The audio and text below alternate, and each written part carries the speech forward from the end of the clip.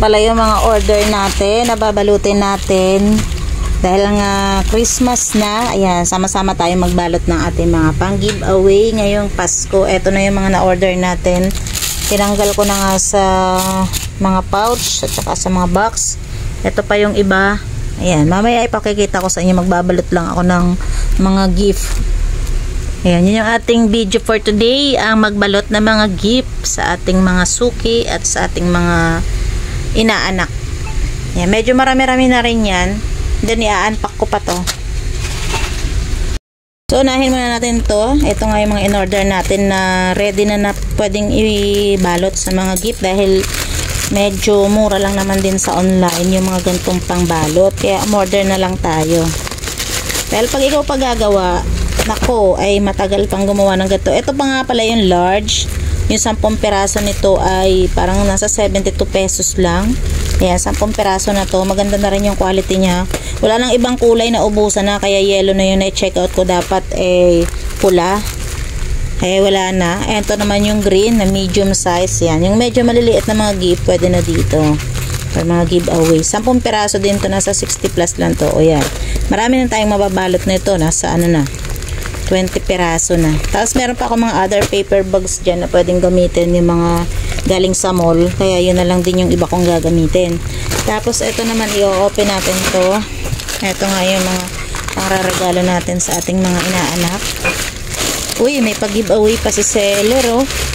Uy, ang galing daddy oh. Meron pang mat oh. Ay, ang cute. Oh, yan oh. Uy, ang cute oh. May pag-giveaway si seller. Ay, ang ganda. Yan. Ito nga, nag-order na lang tayo ng mga pwede natin i-give away sa ating mga inaanak. Ang mumura talaga ngayon ng mga pangregalo sa online compare sa mall ka bibili. Ayan. Safe na safe din naman dahil nga naka-bubble wrap din. Ito oh.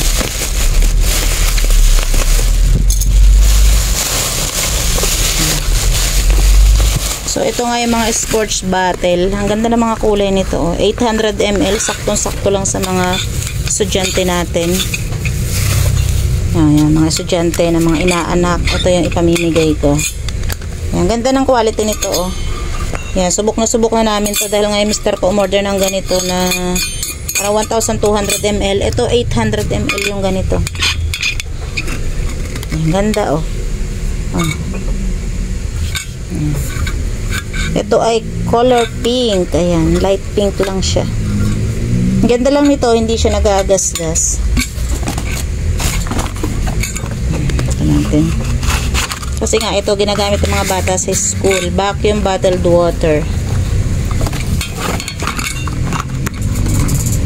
Mura lang yung mga ganito guys. Mga 100 plus lang din. Magkakaroon ka na ng mga pangregalo sa iyong mga inaanak. Tapos ito, kulay blue. Ayan o. Ganda ng kulay niya. So, ito naman. Nagkakaubusan na rin talaga ng kulay. Dahil nga, alam nyo naman. Ito magandang kulay o gray.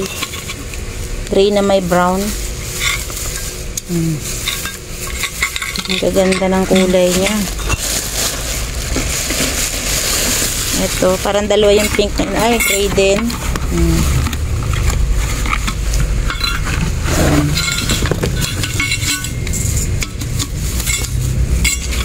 Ayan. So, pag mga batang lalaki, pwede yung mga gray na ganito, tapos blue. Pag babae naman, ay di pink. So, wala na rin halos ibang kulay. Ubos-ubos na rin. Ayan. Yan nga for today's video, ako ay magbabalot na mga regalo para sa aking mga inaanak and sa aking mga mahal sa buhay. Kaya naman samahan nyo ako sa aking mga gagawing pagbabalot. Sobrang kalat na nga ng kwarto namin dahil nga ako nag-open ng mga parcel. Ayan, bali 10 piraso yung ganito. Tapos ito naman nga yung yung kulay yellow. Wala na kasi yung white, dapat white yung order ko. Ito yung size nito is large. Yung medyo malalaki na mga babalutin ko dito sa large. Ayan. So, papel siya. Medyo papel na makapal siya. Check natin yung quality. Ayan. So, babalutin ko na ng ibang gift dahil nga magsasabay-sabay ako ng pagbabalot. Nahirap din. Tsaka sobrang kalat na nga dito sa may room ko. Ayan. Ganito kalaki yung large. Pwede lagyan ng mga kung ano-anong anik-anik. Ayan. So, unahin nga natin to mga bottled water dahil inayos ko na. Ayan. Inayos ko yung kanyang mga boxes para hindi siya masira. So, titingnan natin kung kasya dito sa ating green. Kasi nga, titingnan natin kung okay ba yung ang balot natin para dito. Pero kung maliit, sa kulay, ay, medyo maliit siya. Alanganin siya dito. So, sa yellow natin siya ilalagay. Ayan, dito. Ayan. Ganito na lang siya, kabilis magbalot na yun. Tapos, lalagyan ko na lang siya ng stapler. Stapler na lang para mas, ayan. Ganito lang. Ayan. So, stapler na nga lang. Tapos, lagyan ko na lang muna ng tanda kung anong kulay yung nandito. Para girls or boys. Kasi nga yung mga inaanak ko ay babae, lalaki.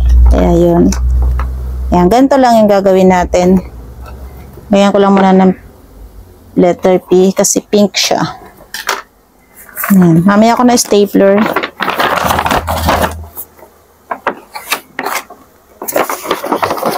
Ayan. Sobrang dali lang magbalot kasi nga. Ano lang naman din. Naka-paper bag na. Ayan. So, ganyan-ganyan lang din yung gagawin natin. Lagay ko muna dito sa kama para mas mabilis ko siya mamaya makukuha.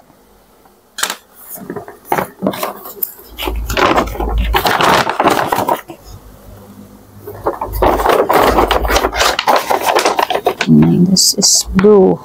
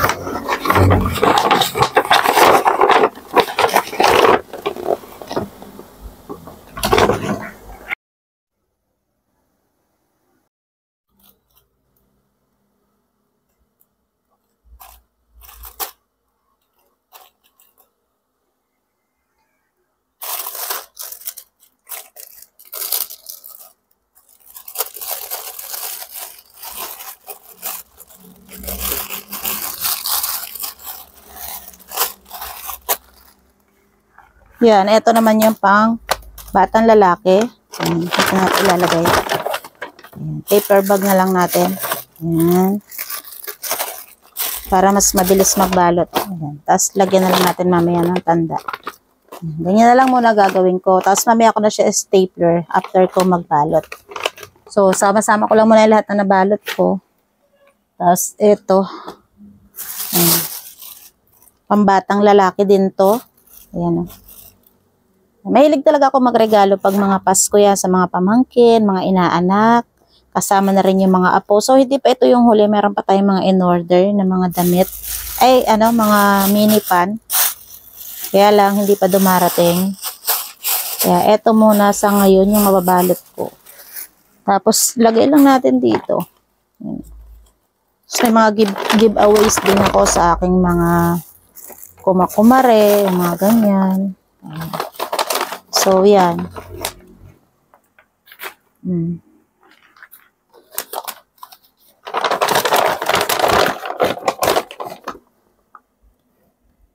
Tapos nga, ito.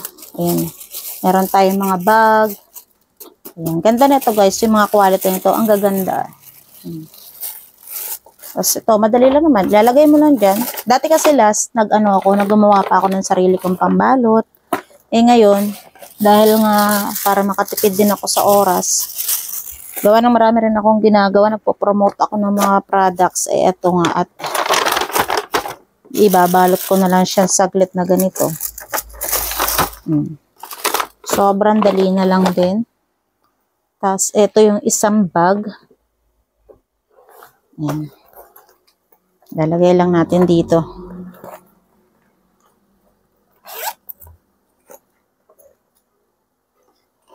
So, kahit pa paano nakakapag-provide tayo ng mga pang-gift ngayong Christmas. Para naman tayo may maibigay. Tapos, babalutin ko lang siya sa plastic na maayos. Para ano, may mga plastics tayo dito. Ayan.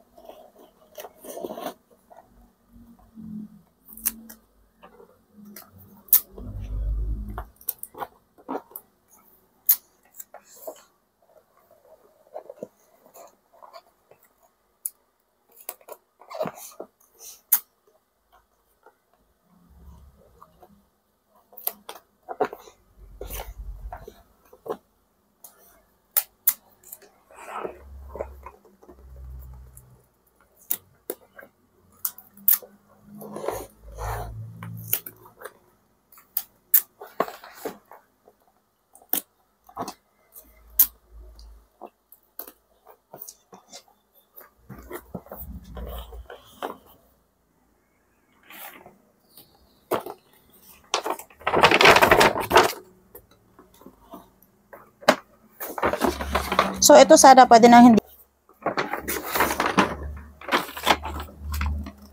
Medyo kasya. Baka dyan na lang din. Pagkasyahin ko na lang na ganyan.